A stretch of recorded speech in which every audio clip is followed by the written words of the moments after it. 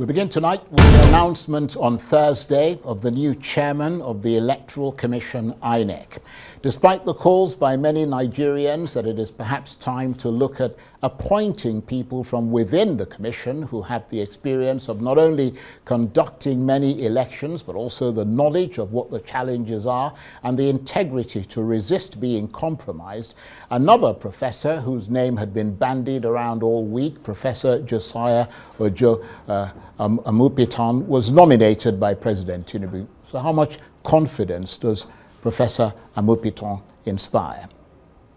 Well, for their assessments, I'm joined now by our guest commentators. And tonight they are the public policy analyst and development expert, Kaka, the public affairs analyst, Mazi Nnamdi Dickson Iroegbu, who is both a member of the People's Democratic Party and an obedient, and from our off-site studio, the development expert and business and economic analyst, Dr. Raimi, who's a member of the ruling APC party. Gentlemen, thank you very much indeed for joining us. Let me start with you, Kaka. Is he the right person to help restore confidence in Nigeria's electoral system? Thank you for having me, and to answer your question, I have no idea on that, because he's somebody who is really not known in the system, and he has impeccable resume, but but not election related. Not election related, but right. Nigerians would have hoped that somebody from inside INEC would have been nominated, but still, the fact that somebody was nominated promptly is a good sign, and I hope that he lives up to expectations. But the most important thing is there's serious damage, self-inflicted damage at INEC. If you remember last election, where the word technical glitch came up when billions of naira was spent on technology and result coalitions and other things. At the last minute, when it came to the presidential election, what we got was a technical glitch, which means whatever it meant has damaged the reputation of INEC, no doubt. And instructively, that technical glitch was never explained to the Nigerian people. So he needs to take complete control of the election management system. But the problem is he doesn't have the pedigree as well as the experience needed for that purpose. Secondly, that self-inflicted damage or reputational damage has to be fixed right away, because Nigerians apparently do not trust the system. Nigerians have been shortchanged because of the glitch. And as you said, the glitch itself was up to now not explained. So let him come out and hopefully get the answers and explain to Nigerians what technical glitch means, and that we hope that it's not going to be repeated again, so that people will trust the system, people will trust, technology is there. Billions were spent. So I don't understand why, we are going through all this all the time. We prefer manual, where things can be, right, compromised. I think a lot of concern, Mr. Iroegbu, is over the fact that he's going to have to be learning on the job, and he's going to have to be learning very quickly, even if he is his integrity is sound. And people have asked whether the president should have held consultations with sort of various Nigerian groups in order to resolve what is seen as a very real, deeply rooted crisis in this country's electoral system, and so much public skepticism about it, as some NGOs believe. Or is it enough for him to have simply met the Council of State and presented his nominee to them? Thank you, Charles. My view is cautious optimism. I have no special expectation from a process that is already flawed. First, the person who is appointed the new INEC chair has never accepted that the election that brought him to power was flawed. That's where it begins.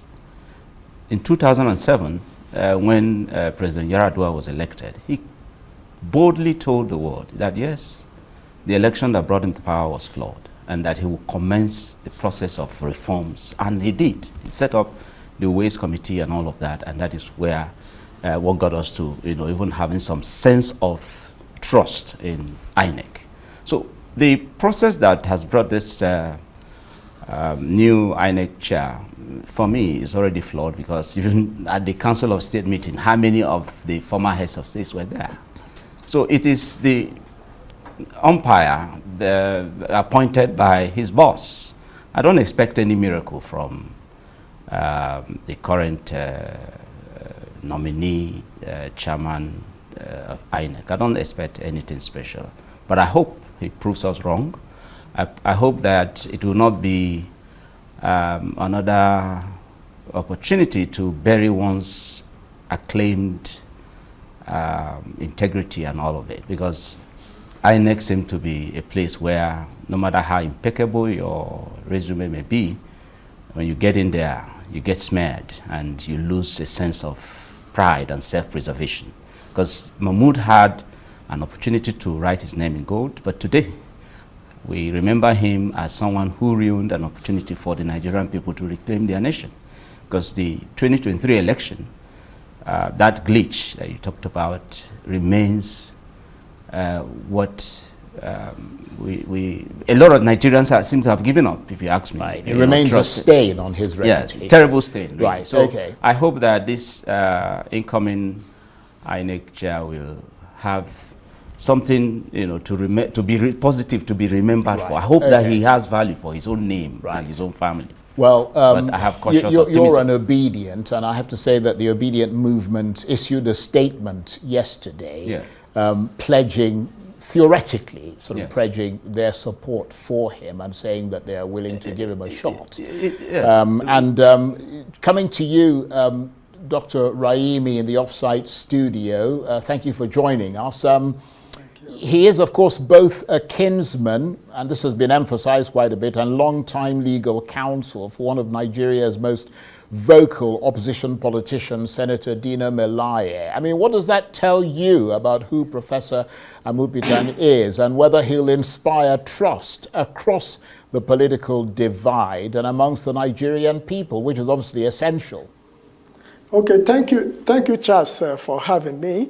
First of all, let me express my condolences over the untimely death of a colleague, your colleague, that we lost.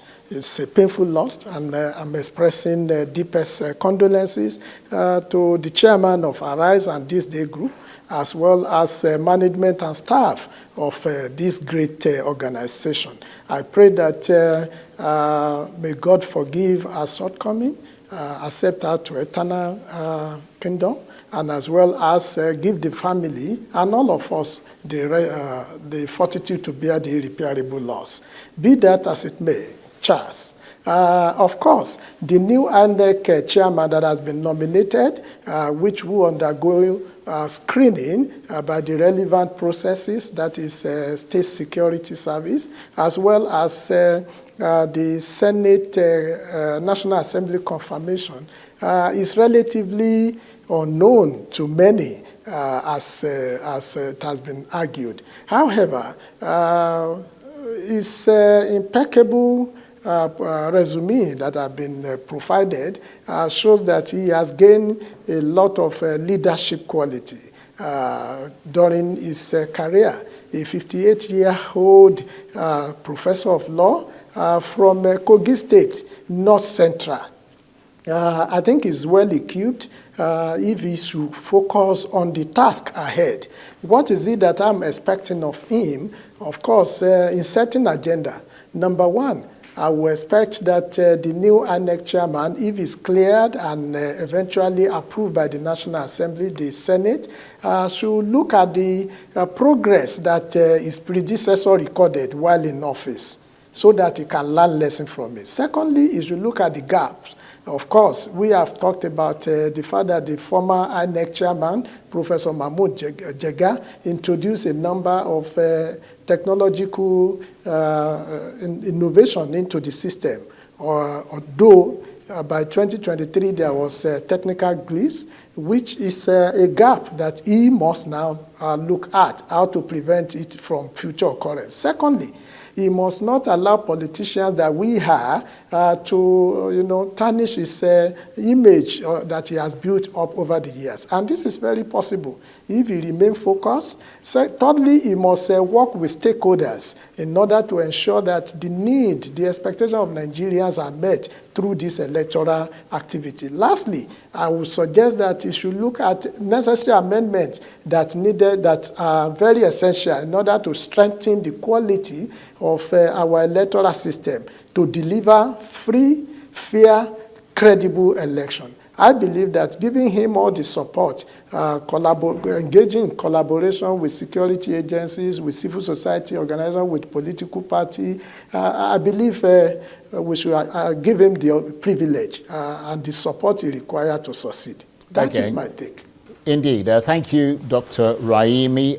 Let me come to you, Kaka. I know you said, and everybody here, in fact, has said that they don't know him, and in fact, none of us know him. But you are, of course, a seasoned analyst and someone who, in that capacity, has assessed many elections in this country in which many Nigerians have been disappointed by that vital human element in the conduct of those elections. Given all of that, how much of a rare moment of hope is this for you? Because we've got to keep hope alive, don't we? Yeah, indeed. Without keeping hope alive, we're in trouble. Anyway, his background is purely law and some part of management.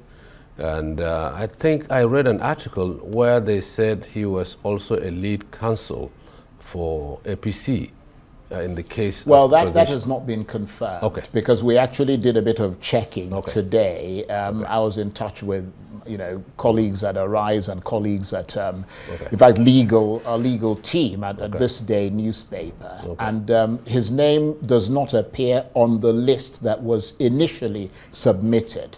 Now, I wasn't in court, so I don't know whether he actually turned up in court as sort of an adjunct counsel, but his name is most certainly not on the list that was put knowing out. that now, right? At least is somebody that the president nominated who has no baggage that is known, who has no integrity issues, and he seems to be, a thoroughbred, professor. And his career so far showed that he is somebody who has lived up to expectations. And we hope that he carries that into INEC, because the whole 200 plus Nigerians' eyes are going to be on him. And so we hope and we pray that he actually takes the bull by the horn and then does the right thing and corrects the mess in the INEC. Especially the reputation has to be fixed. Yeah, indeed. And just a final question on this so we can move on. Mazi Iroegbu, of course, it is important to remember that how a president will be remembered after office is determined by the choices and decisions he makes while serving. And this is one of the really big ones, isn't it? Yes, of course it is. And like I said, I hope that, having been appointed now, that of course, incoming, I wouldn't expect that the Red Chamber will not confirm him. He will surely be confirmed. But this is more like saying you have made a good name for yourself. Right. Don't ruin it. Be that alternative that Nigerians are looking for to revamp our belief in the system. Because Nigerians seem to have given up in the process that INEC, gives, and reasons that are never explained out eventually. Well, so the president, he has done his bit, right. But I said the process wasn't convincing enough for me. I thought that he would have at least ensured that former heads of states and all of that, that are still alive will be present at such. Well, you can't put a important gun to their heads. And yeah, say, but then if he you makes give it them an important, if he makes it an important national issue, Charles, if he makes it an important national issue, well, he did make it an important national issue. That's why he called the Council of State. Well, you can't sort of. That steps could have been taken to ensure that they came there. Yeah. Anyway, I don't think that's a particular issue. With all due respect to you, well, let's turn to the continued incarceration of the IPOB leader Nnamdi Kanu, who's been held in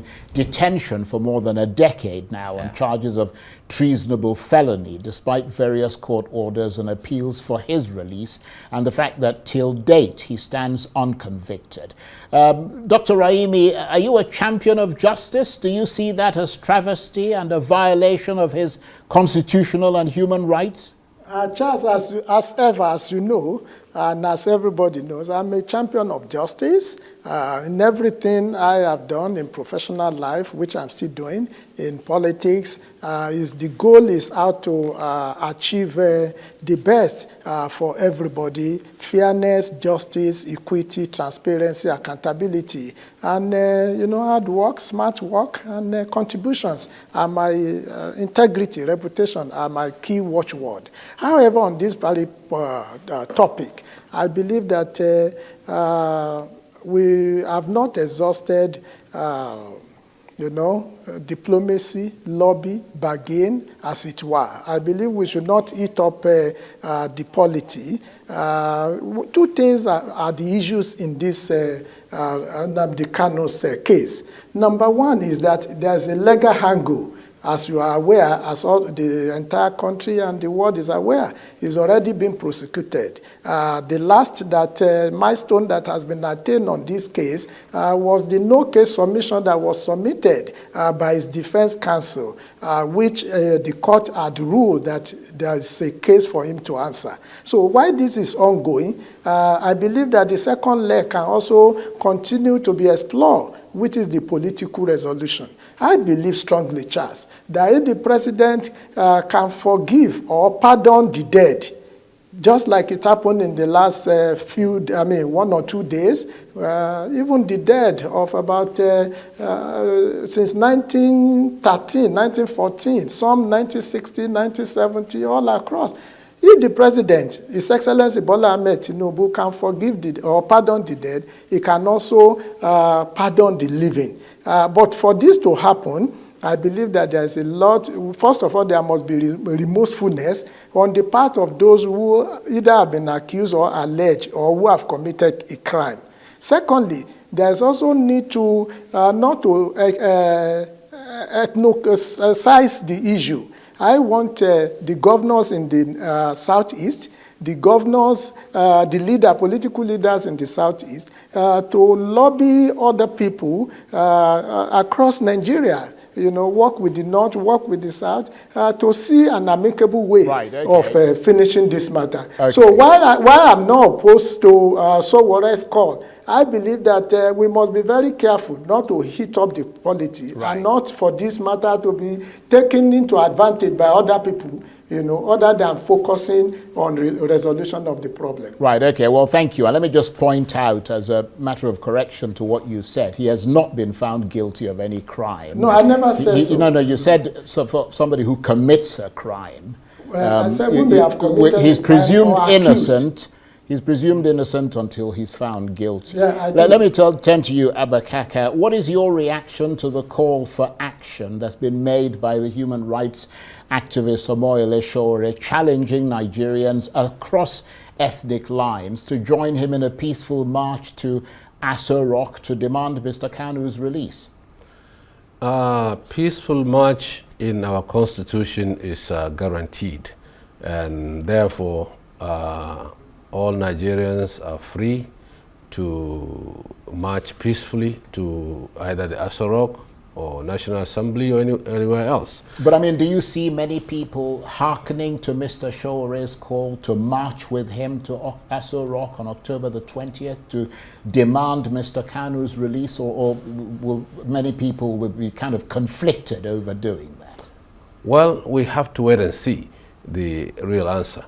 But this issue of Nnamdi Kanu has become more political than legal or criminal, actually. As you said, 10 years, we have problem with our judicial system. Somebody, you are not found guilty until they pronounce you guilty. So you are innocent until you're found guilty.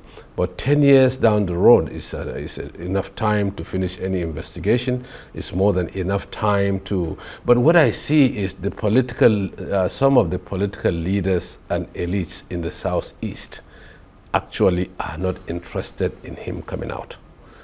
Frankly speaking. Even in the last election, there was this allegation that if you allow him to come out, a certain political party may not win the election. And so that political aspect is, brewing a lot of conflict in between. And now we are also moving towards another election in 2027. So, but 10 years down the road, we go to, courts to get justice. You understand?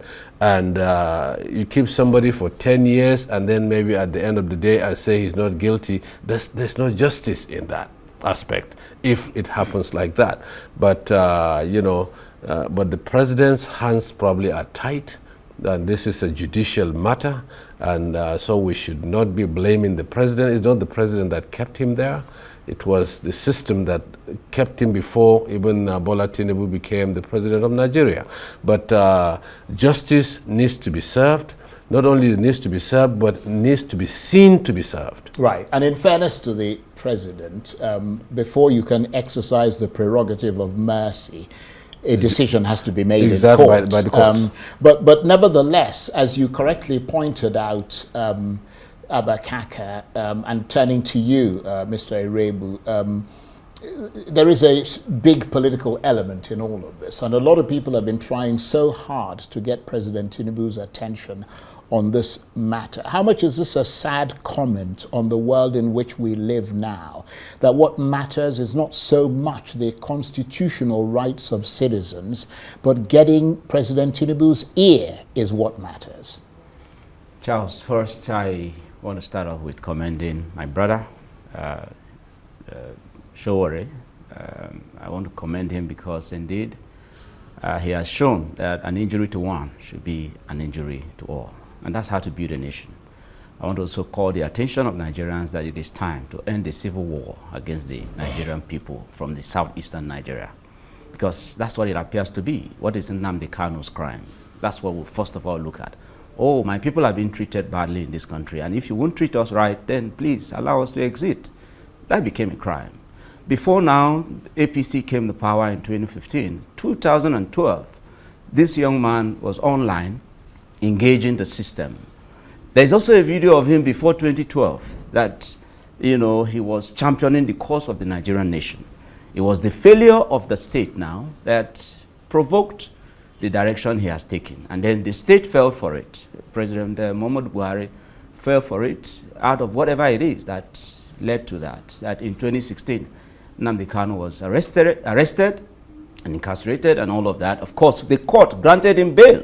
Let it be on record. Because when we say, oh, legal angle and all of that, the court granted him bail. And he had a date in court to return. And then while that date was about 2-3 weeks ahead, the military invaded his community, invaded his father's compound, killed at least nothing less than 26 people, including the dogs in his compound and all of that. Now, his crime became running away from a spot where he could have been killed. So Nigerians should please understand this narrative, why we indeed should come out and harmonize our togetherness. And I because that's what this is about. One of the people who's planning to march on that day. Yes, I definitely will be part of the march. Right. Okay. Not because I'm from the southeast, but because equity, justice, and fairness must be on the table for all if we want to build an egalitarian nation. Right. This is not how to build a nation. Nnamdi Kanu's incarceration is a dent in the growth of the Nigerian nation. I think those are important points that you make, particularly how he came to run away and then be sort of brought back again. Kidnapped and brought back in. So let's move on. You're watching Arise Prime Time. Plenty more still ahead as we continue our analysis of the week that was. Stay with us.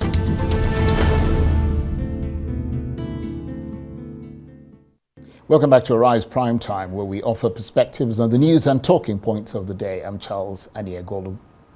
And still with me as we continue our assessment of the week that was, our guest commentators, the public policy analyst and development expert, Kaka, the public affairs analyst, Mazi Nnamdi Dickson Iroegbu, who is both a member of the People's Democratic Party and an obedient, and from our offsite studio, the development expert and business and economic analyst, Dr. Taufik Raimi, who is a member of the ruling APC party. Thank you very much indeed, gentlemen, for staying with us. Now let's turn to the NESG's Economic Summit, which took place this week in Abuja. Its aim was to come up with policies and suggested actions that the organizers hope will result in real, sustainable and inclusive economic growth for Nigeria. And central to what it came up with was a warning that this country's fiscal position remains precarious and that debt service now absorbs all government revenue. It said that Nigeria's debt service to GDP revenue ratio was above 100% in 2024, meaning that the federal government spent all of its revenue on debt payment. And let me come to you in the offsite studio, Dr. Raimi, because you are an economist. You're also a member of the ruling party. Are you alarmed by that? Thank you, Charles. The Nigeria Economic Summit Group Summit that took place actually came up with three contests. One, they acknowledged the courageous step that the president has taken in terms of revamping our economy. Two, they also identified the gap that had to be filled. As regards the debt servicing, from the report that I have, from the report that the president and the economic team has published, not just now, since the beginning of this year, it was 65%. That was being used to service our debt as at the end of 2024. It was not 100. I think we can fast check this. Well, but that is what has been published. From what we've seen, it's 116% now. Anyway, like I said, that is the report that I have, both from the finance minister, Mr. Wale Edun, as well as the special advisor to the president on economy, Dr. Tokwe Faswa. We can fast track that. In fact, it's been compared that before the president came, we were using 97% of our revenue to service debt. So I do not think it is over 100. In fact, it's believed that by this year, that 65% may even slow down below that. That is why we are now having more revenue. More revenue is now going into states across Nigeria, as you are aware. Most of the state government that were having a unit before are now having like ×3. So I believe that these statistics can be reconciled if that is what NSG has published. Well, however, I mean, can I make a very quick point there? Because, I mean, it really ought to strike you yourself as an economist, beyond the fact that you are in the ruling party and would want to defend them, that the country, with all what the revenue you say the country is awash with, keeps going back to borrow more money. Yes, the reason why that is that if you look at our reserve, our foreign reserve, we're having about $45 billion. I've been listening to argument that if we are making so much revenue and the government is also saying we have so much in the reserve, why are we borrowing? It is cheaper to borrow if the cost of borrowing is lower. That is one. Two, the foreign reserve that we have, which is building up, is like a collateral that encourages any, whether local or foreign, creditor to borrow us. It's like we use it to hedge our sovereignty. So, and as regards said, as the revenue is also increasing, revenue not only from oil, also revenue from a non-oil base, which the president in August said we have even attained what has been budgeted or projected for the year if compared to the last year. So I think some of these statistics are good to be reconciled. However, I believe that the NESG recognize that both steps have been taken.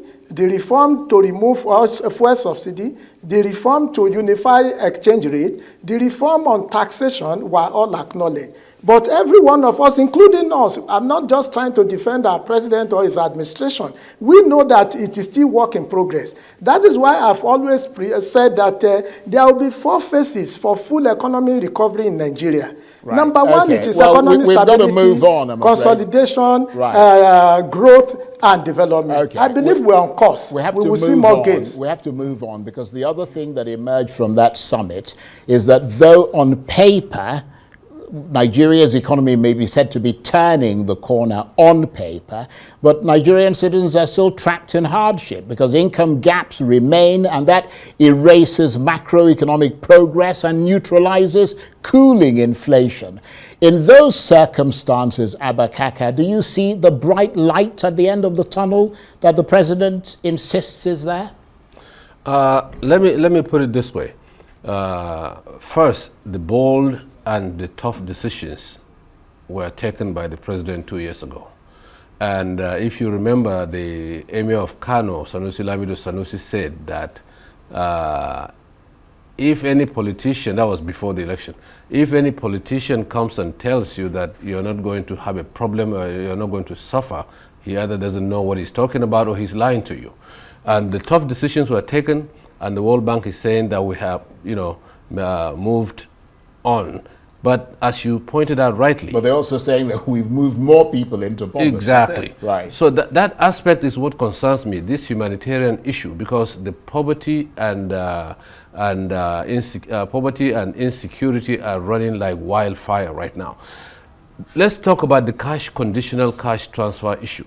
Remember the case of this, the humanitarian minister that was fired at that time was, during the Buhari regimes, for 7 years, it took them 7 years to reach 2 million homes. And now, Wale Edun is telling us that they are reaching 10 or 14 million homes in 2 years. That is something that really needs to be looked at. Right. Because what is happening is this cash conditional transfer itself, there are so many homes and so many Nigerians. Some people even said, let them give us the record of which homes they are reaching, actually, because it's too much to say. But even the lady that broke the story, if you remember at that time, who actually digitized the program itself and got the service providers and opened the bank accounts and things, a whistleblower is actually protected by the Constitution. So it's somebody like that is needed at that ministry to take over. But the poverty level and the insecurity are those 2 areas that are very concerning to me. Okay, well, let me come to you, Mazi Iroegbu, because according to Business Day newspaper, which is a quite reliable newspaper, up till now, just over 5 million of the 15 million targeted households had benefited from cash transfers. So there's a deficit of 10 million people. So basically very little welfare improvements at the lowest level. And at the middle and lower middle levels, wages have remained the same. So whilst, people's, cost of fuel has all gone up, wages have remained constant, which is why the majority of Nigerians are not heaving a sigh of relief. Yes, of course. Everything about the reunion party, as I would always refer to them, because there's nothing positive that has come from APC since 2015. Everything about them is all lies and lies. If you recall, even before Tinubu came, the Buhari's own was during COVID, we were told they were feeding our children while the children were at home and all of that. So it's all lies. The numbers, so-called, being reeled out only favors the ruling class. The economy of Nigeria that is said to be revamping or has revamped and all of that only favors the ruling class, because the president would tell you that we are off the woods now and that we're up to go, that is all cruise to the next phase of our development and all of that. But honestly, the economy is in shambles, really. And there's no end in sight. Well, when they keep talking about that point repeatedly and strident. Because that's what it is. That's what it is. Yeah. Okay. Well, we get it. If you say your reforms, the bold steps you took, right, and the people that you're leading are not, enjoying those so-called policies and all of that? Why are they always telling us, oh, they took a bold step to end subsidy, taxation is every day, being rejigged and all of that and all that? The people of Nigeria cannot in any way say that they have enjoyed any positive thing. I've got to from move this on. government so Let me far. come to you, Dr. Raimi, so we can round off this part of the program. To sum it up, the Tinubu reforms are said to be bold, and there appears to be consensus that at least when it comes to the economic indicators, they appear to be pointing in the right direction for the first time in many years. But clearly, their positive effects are yet to be felt by ordinary Nigerians who are still mired in a cost of living crisis, and household living conditions seem to be worsening. Is that a fair assessment? Yeah, in order to reduce poverty and increase the living standard of our people, the president is concerned, we are all concerned, and what I will only add here is that we need to strengthen our fight against insecurity, because this is actually one of the causes of why we are still having food inflation. And, so if we are able to solve our food crisis, I believe the life of our people will be better. Secondly, I also want, I've also argue or ascertain that the kind of trickle-down economy that we're expecting, which is the desire of all of us, cannot happen if only we keep focusing on the president. What about the states? We have 36 states and the federal capital.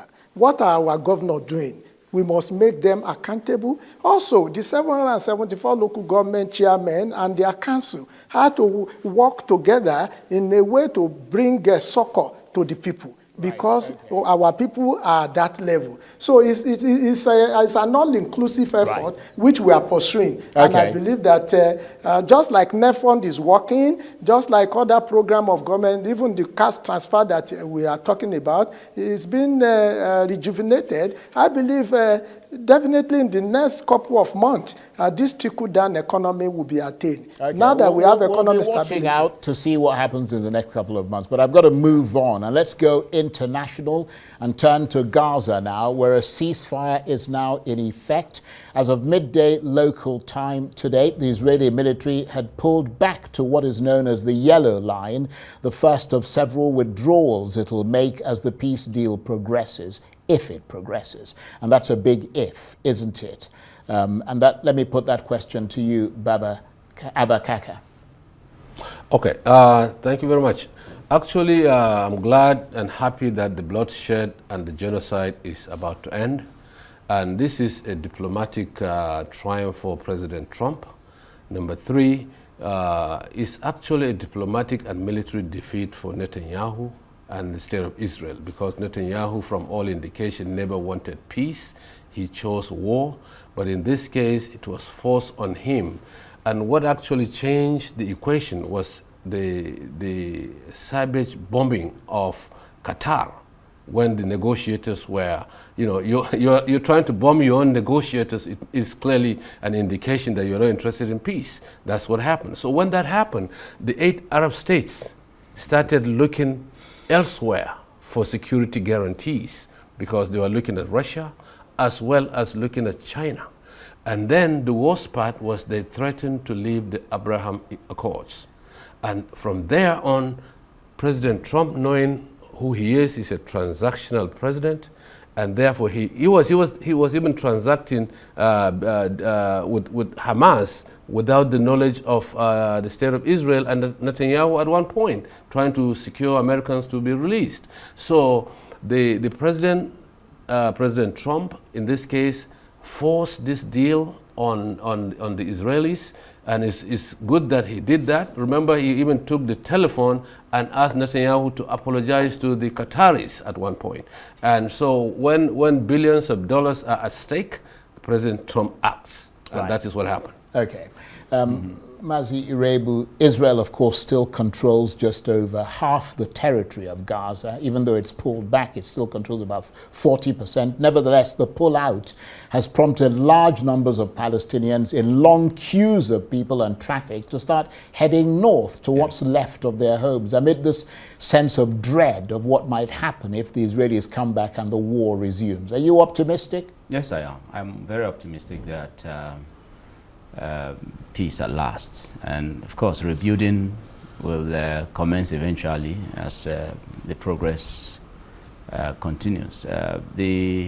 Let's not forget how this war started. I hope my brother Kaka would not find this offensive. These people were provoked without any, they didn't attack first, right? The 7th of October, 2023, right?